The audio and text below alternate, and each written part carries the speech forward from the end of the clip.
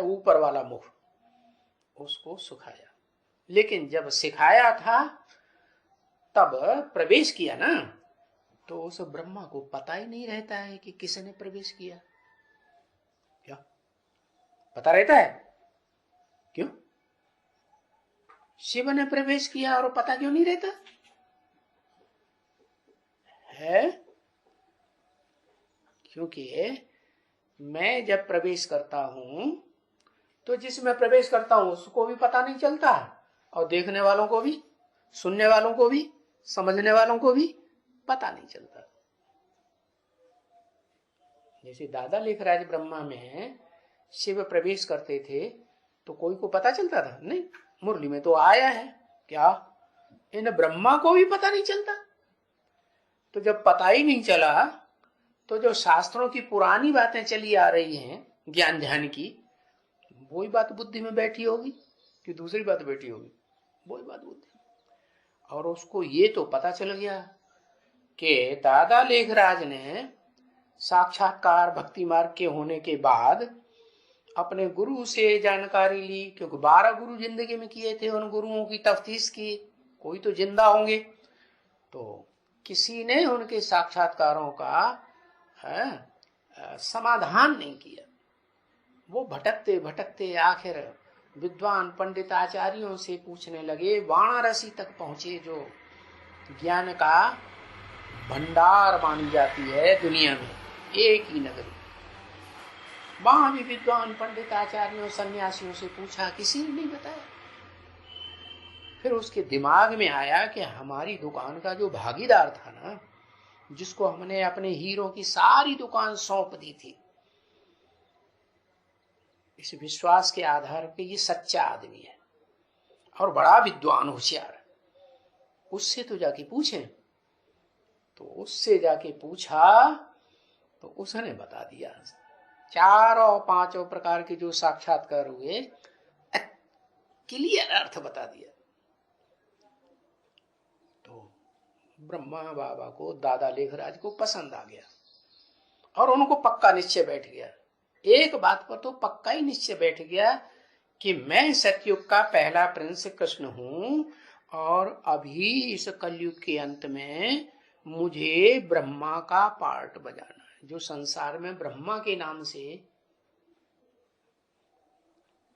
4 मुखों वाला ब्रह्मा प्रसिद्ध होता है, वो ब्रह्मा के रूप में सफेद पोष पार्ट मेरा है। पक्का निश्चय बैठ गया। तो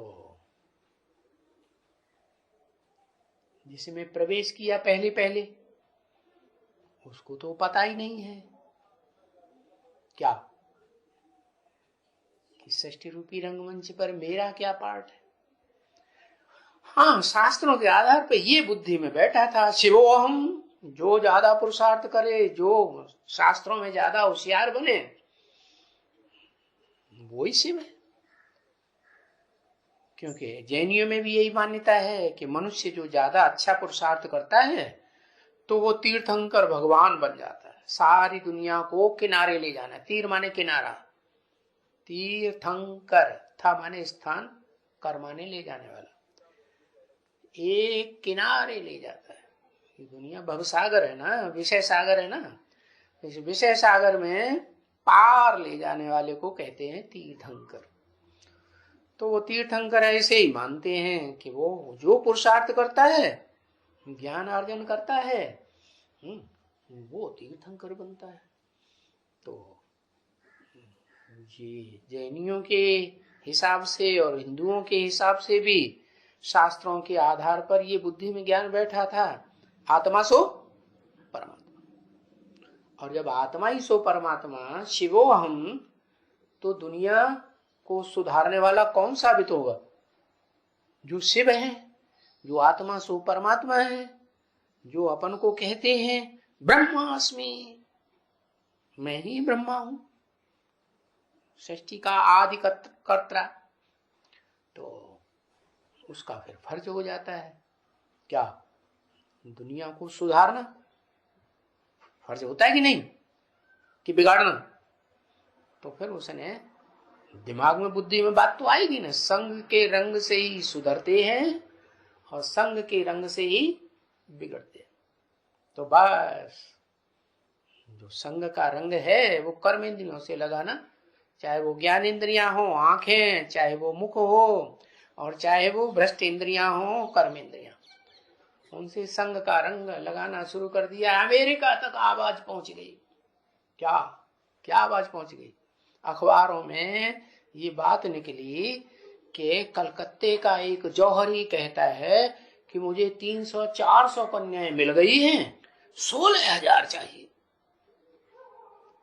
अरे बाप रे, बस वो बात सिंध हैदराबाद में आग की तरह फैल गई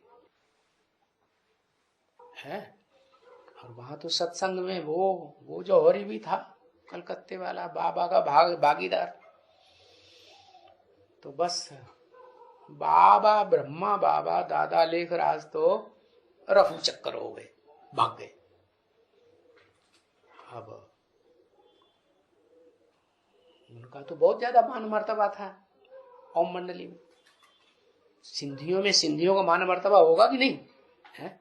सिंधी लोग उनको बहुत अच्छा समझते थे, क्योंकि जब सत्संग की शुरुआत हुई थी तो सिंध हैदराबाद वालों को ढेरों के ढेरों लोगों को साक्षात्कार होते थे।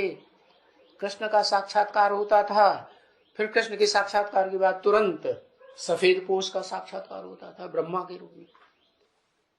तो उस समय साक्षात करके ढेर सारी आत्माएं वहां से सत्संग में हुजूम इकट्ठा होने लगा।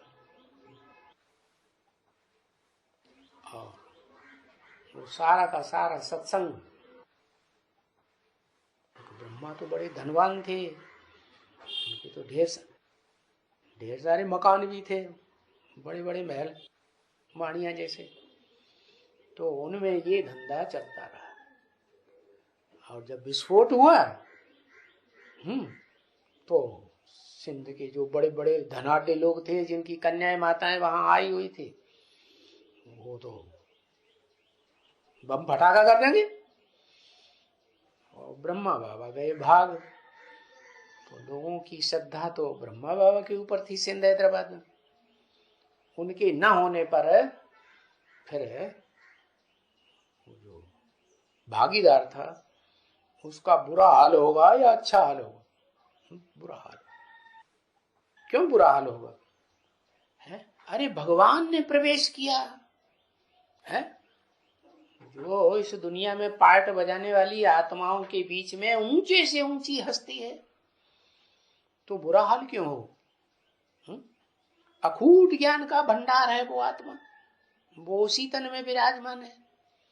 लेकिन अरे विराजमान है वो तो ठीक बात, लेकिन क्या जिसमें विराजमान है उसने पहचाना? तो उसने जो कुछ किया वो उसकी गलती हुई या नहीं हुई? गलती हुई है? शिवो हम गलती हुई, ज्ञान था इस बात का है? इस सृष्टि में हर आत्मा पुरुषार्थ करके शिवो हम नहीं बन सकती, क्योंकि शिव का तो एक मुकर्रर रथ होता है, बाकी टेम्परेरी रथ होते हैं। जो रथ में दिखाए गए अर्जुन के 4 घोड़े हैं जो देखने में आते हैं, क्या मन रूपी अश्व। वो चारों मन रूपी अश्व जो हैं वो उनकी लगाम जो है देखने में आती है उसके हाथ में, भगवान के हाथ में। बाकी कोई और भी अश्व है क्या रथ में? कौन है? अर्जुन। अर्जुन वाली जो आत्मा है वो तो बड़ा प्रबल है, मन बुद्धि का